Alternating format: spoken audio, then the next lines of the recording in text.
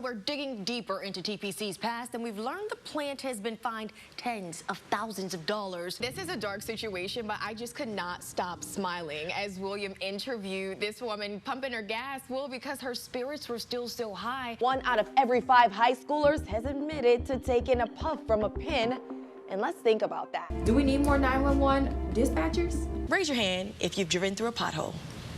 Yes. Thieves strike again. Love them or hate them, these things here, cell phones. Right now, history in the making. Months of investigations, hearings, and some partisan bickering, all coming down to this vote. Okay, Tom, it seems like these Senate races are getting closer and closer in the state of Texas. If you start to look at this race with Cornyn and MJ Hager, but then you also look at Ted Cruz and Beto O'Rourke. They made it to Central Drive in Beaumont, Amelia and Kelsey, and she says those folks there say, hey, this ain't our first rodeo, and we're gonna hunker down and we're gonna ride this storm out. It is just covering my boots. How deep this water is going. Better bundle up, Betty. We are dropping to the upper 60s. He's got the looks. He's got the style. He is the voice. DeJonique!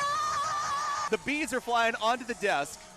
And the music is bumping. I can't keep still. There you go. Wow, first time. I think it's a no-brainer.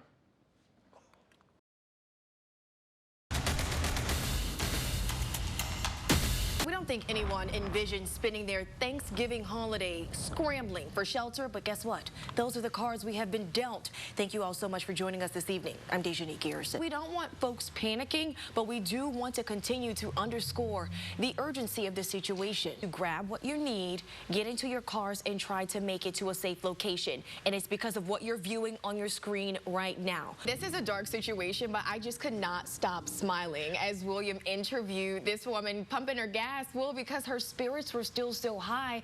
And to me, that just embodies the spirit of Southeast Texas. I know if I'm in that area and this morning my windows blew out, my garage caved in, I want to know, how can I get any assistance? What legal action can I take? We're digging deeper into TPC's past, and we've learned the plant has been fined tens of thousands of dollars for what the EPA calls preventable violations. And I do want to circle back to that butadiene that we knew started burning after that first explosion that happened just after 1 o'clock. We want to make sure you guys know what that is. It's used to make synthetic rubber. It's a colorless gas, smells like gasoline. If you find yourself nauseous, if you have lower blood pressure, if you're getting a headache and these aren't normal symptoms that you're used to, you probably should get some medical attention. Right when you heard the boom, we turned the camera and the smoke was that light gray.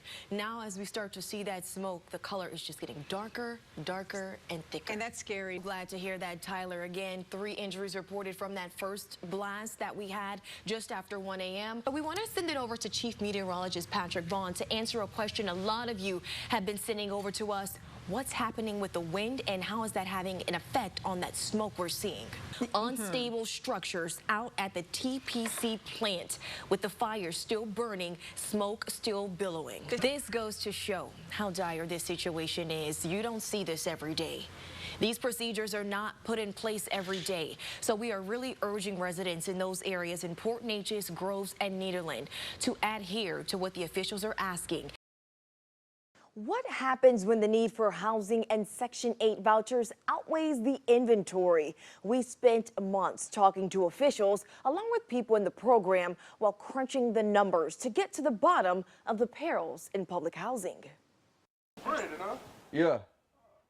Gazing from the stoop of his home on the corner of Avenue G, Brandon Johnson takes a trip down memory lane, thinking about how he got his start in real estate. When I was younger, I would assist my older cousin Chris with remodel and change out light fixtures and things like that in some of the properties that he would buy. Now, instead of watching, he's working, renovating properties all across the city of Beaumont so that people like Michelle Richard can get a leg up.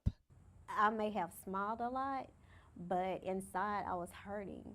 Hurting because after years of enduring abuse at the hands of her husband, Richard decided to leave, loading her car with her belongings, 5 children, and hopes of a better future in Texas. She was finally approved for a Section 8 voucher, but finding a landlord to accept it would be another task. There was a house that I was interested in, and I just feel like once the man found out I had 5 children, then it was like it's not available. It is hard to find somewhere to stay with your voucher. According to Beaumont's Department of Housing and Urban Development, there are currently 1,700 families in the voucher program just within the city.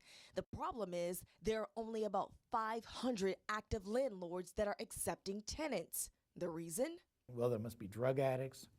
They must be pimping, hooking, troublemakers. This is Robert Reyna. He's been at the helm of HUD for decades and says there are 2 main reasons there's such a huge shortage in Beaumont: stereotypes and Harvey. The public housing waiting list in September of 2017, right before the storm, was 2,910 people.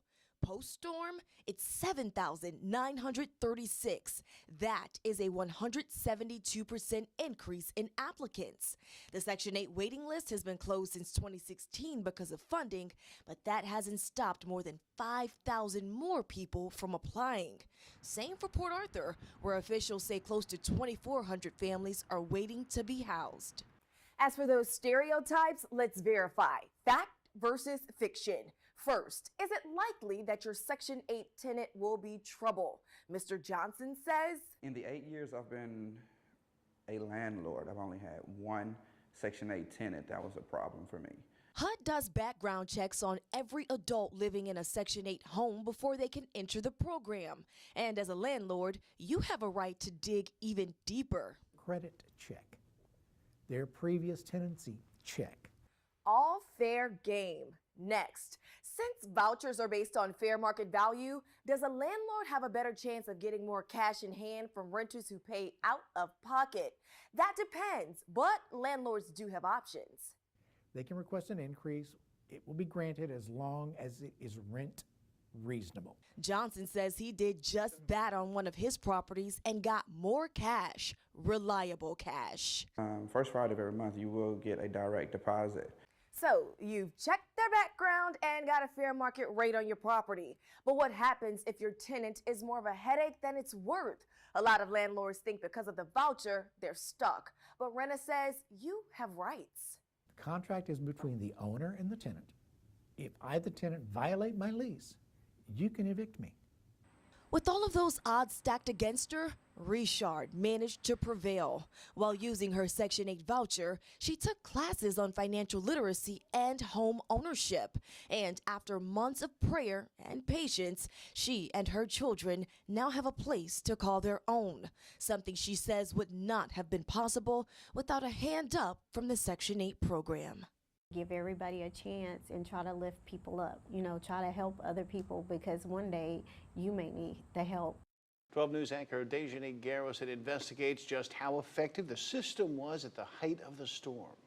I am flooding in my nursing home. I have a small fire in the back of my nursing home. I need help. The water is in your apartment? It's just a scary situation. In a normal, everyday circumstance, if you dial 911, your call is going to be answered in probably less than 3 rings. For Southeast Texas, Hurricane Harvey was everything but normal. Port Arthur 911, where is your emergency? For days, 13 call dispatchers relied on 6 phone lines to play middleman between your frantic calls and emergency responders. So with more than 23,000 calls pouring into the center over the span of the storm's peak, that 3-ring standard doubled, tripled, and in some cases went on indefinitely. Call may ring, ring, ring, but you need to go into survival mode. You need to start worrying about trying to get yourself to safety. Lee Coney says she experienced that agony firsthand. You're taught to call 911, if you need help and everything, and just not knowing what's gonna happen, not knowing if we're even gonna make it. Are they gonna send somebody? You can't explain that to them. Coney says she was ironing clothes when the water started to seep through the crevices of her Port Arthur home. As she tried to figure out what to do next, her aunt, like many of you, messaged our 12 News Facebook page begging for help. It was coming fast, like really fast. Within another 30 minutes, it was like ankle deep in the house. By nightfall, the water chased Coney and her 4 boys to the roof, trying to flag down some help. And for hours, she says she dialed 911. I didn't get a hold of anybody. And she's not alone. The 12 News investigative team filed a Freedom of Information request with the Port Arthur Police Department asking for a log of all emergency calls that came in between August 29th and September 1st. Here's what we found. Out of the 23,126 calls taken, nearly 12,000 were either disconnected before reaching a dispatcher or went unanswered. I'm not ignoring you, ma'am. I have everything going on. The phone lines are ringing. I'm pretty sure you can probably hear that. Just bear with me. I apologize. Some residents say they believe operators were even hanging up on callers.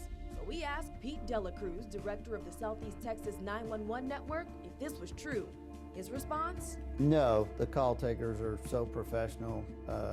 All the calls, in the region are recorded, so there would be documentation for something like that. Delacruz says the fact of the matter is, as the water rose, so did call volumes and wait times. We could see from the numbers for the individual agencies that water rescues in the areas that were impacted by the storm flooding is where the larger increases in call volume took place. Taking a look at the region as a whole, 911 calls increased by 548%. So we took a closer look at Port Arthur. With 13 dispatchers juggling 23,000 calls, that's an average of 1,770 calls per worker over 4 days. So to put that number into perspective, those same dispatchers would have only taken about 44 calls for the entire week prior to Harvey. Do we need more 911 dispatchers? I think the system is sized appropriately for the need in Southeast Texas. That event was so large in scale that even if we had an extra 50 911 positions in Southeast Texas, it still would have been inundated by the call volume.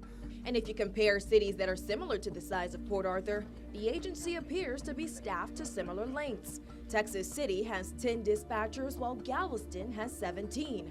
Port Arthur falls right in the middle with 13. Little consolation for Coney and her 4 children. It's a big letdown, felt like they didn't care at all. Port Arthur's mayor says that after wading through the water of this catastrophic storm, not only does he care, but he knows there's room for improvement. We're definitely going to look into more lines. Along with adding more lines, Freeman says officials are working on creating an emergency operations center and increasing the number of dispatchers and emergency responders. But there's one problem. Before the storm hit, we were short dozens of officers already. So now it's a matter of working to fully staff agencies and create a reserve for emergencies so that people like Coney never feel forgotten again. If there was a time when the city wasn't able to get to you and you felt that we were doing something to slight you or something adverse against you, we apologize. An apology Lee Coney says she accepts, but doesn't know if it's enough to bring her back to the only city she's ever known. After that happened, I can't see myself going back. Because what if, something happens again? In Port Arthur, DeJonique Garrison, 12 News.